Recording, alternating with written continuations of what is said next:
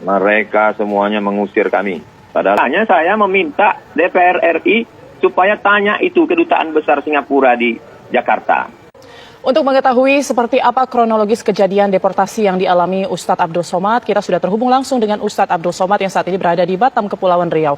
Assalamualaikum Ustadz. Waalaikumsalam warahmatullahi wabarakatuh. Sehat Ustadz? Alhamdulillah sehat walafiat. Alhamdulillah. Ustadz, kami kembali ingin mengkonfirmasi seperti apa kronologis kejadian sebenarnya Ustadz? Saya berangkat dari Batam menuju Tanah Merah pada tanggal 16 Mei 2022. Sebelumnya, beberapa hari sebelum itu saya sudah mengurus semua urusan dan mendapatkan izin dari ICA, Immigration and Checkpoint Authority, sehingga saya berani untuk masuk. Semua persyaratan sudah lengkap. Kami mendarat pada jam 1.30 jam tangan saya waktu Indonesia. Dan kemudian semua kami ada 6 orang, 7 orang sudah lewat masuk semua. Sahabat saya dengan anaknya 4 orang, saya, istri dan anak saya. Saya terakhir. Mereka sudah di-scan paspor, sudah cap jempol, sudah masuk semua. Tiba-tiba baru saya ditarik lagi. Baru setelah saya disuruh menunggu lebih kurang 1 jam di ruang kecil, 1 meter kali 2 meter, ditutup. Setelah itu barulah semua rombongan ditarik lagi. Maka tadi ketika saya baca di salah satu portal, Duta Besar Indonesia untuk Singapura mengatakan itu tidak benar deportasi karena tidak dapat izin masuk. Saya kasih tahu. Namun tadi sempat ia menyampaikan bahwa Ustadz Abdul Somad ini sudah tiba di Singapura dalam proses pengurusan keimigrasian. Kemudian ia menjadi salah satu dari rombongannya yang kemudian diperiksa dalam waktu yang cukup lama tadi ia sampaikan. Dan ia juga menjelaskan, ia juga berada di ruangan berukuran 1 kali 2 meter seperti penjara di imigrasi. Kita akan coba panggil lagi Ustadz Abdul Somad. Assalamualaikum Ustadz. Waalaikumsalam warahmatullahi wabarakatuh. Ya baik Ustadz, silakan dilanjutkan Ustadz tadi kronologisnya seperti apa. Setelah semuanya masuk, sahabat saya dengan anaknya 2 orang, 4 orang, istri dan anak saya sudah masuk. Mereka menunggu saya karena saya ditahan. Lalu kemudian tidak ada dialog sama sekali. Mereka tidak memperlakukan layaknya. Lalu kemudian seperti lalu-lalu saja mereka menanyakan ini tas siapa. Saya bilang ini my wife's bag. Ini istri saya. Peralatan baby.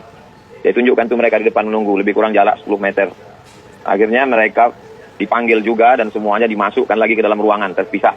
Akhirnya kami menunggu selama dari jam 1:30, 1:30, 3, 1:30, 4, 1:30, 1:30 dengan membawa anak kecil. Yang satu berumur 2 tahun, yang satu berumur 3 bulan. Di dalam ruangan sumpek, tidak layak. Setelah itu baru dipulangkan dengan feri terakhir menuju Batam. Tanpa penjelasan, tanpa ada siapa yang bisa untuk ditanya apa masalah sebenarnya. Maka Kedutaan Besar Singapura di Jakarta mesti mengklarifikasi kenapa saya tidak dibenarkan masuk. Apa salah saya? Apa salah saya? Ya, Ustadz mungkin mencoba bertanya kepada petugas imigrasi di sana apa alasan deportasinya. Tidak ada wawancara, tidak ada diberi kesempatan. Kalau ditanya semuanya mengatakan tidak ada kuasa. Kami hanya anak buah saja.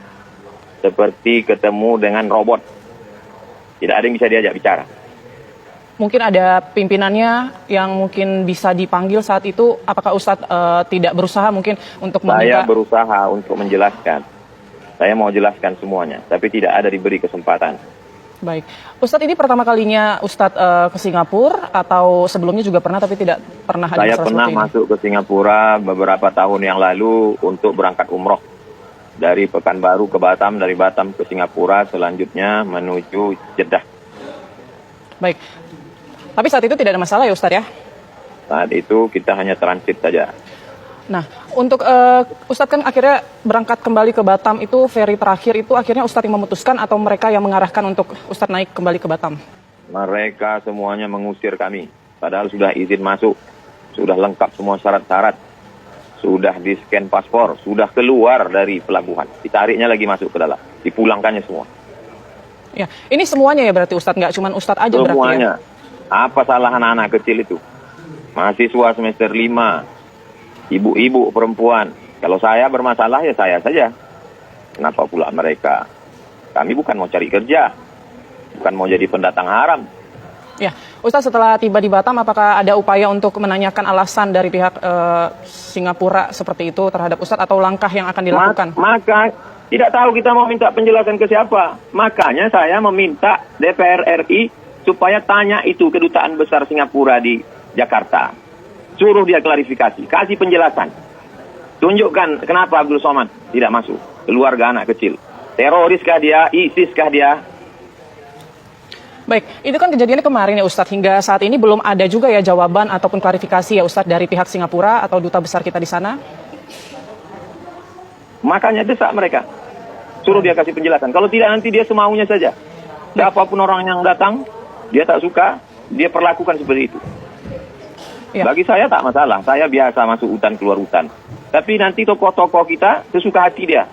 Dia suruh nunggu sekian jam tanpa ada penjelasan, tanpa ada mau wawancara dengan siapa.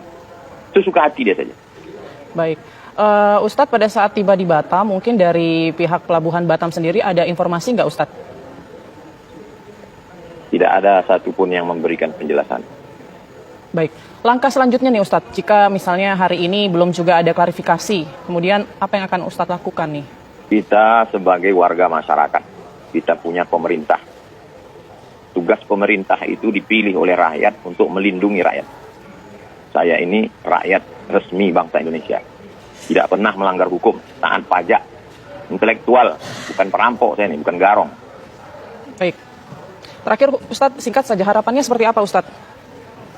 Harapan saya pemerintah Singapura tidak memperlakukan warga Indonesia seenak otaknya. Dia harus memberikan penjelasan. Anda tidak bisa masuk negara saya karena tidak cukup syarat. Karena Anda masuk dalam daftar orang-orang radikal. Karena masuk dan seterusnya. Supaya orang bisa introspeksi. Supaya orang bisa memperbaiki. Kalau tidak diizinkan dari awal mestinya ICA. Karena sudah diajukan dari awal. Ngapain saya mesti terbang dari Pekanbaru ke Batam, dari Batam menyeberang? ICA mereka setujui. Mestinya tulis saja situ. Apa guna Immigration and Checkpoint Authority itu dibuat?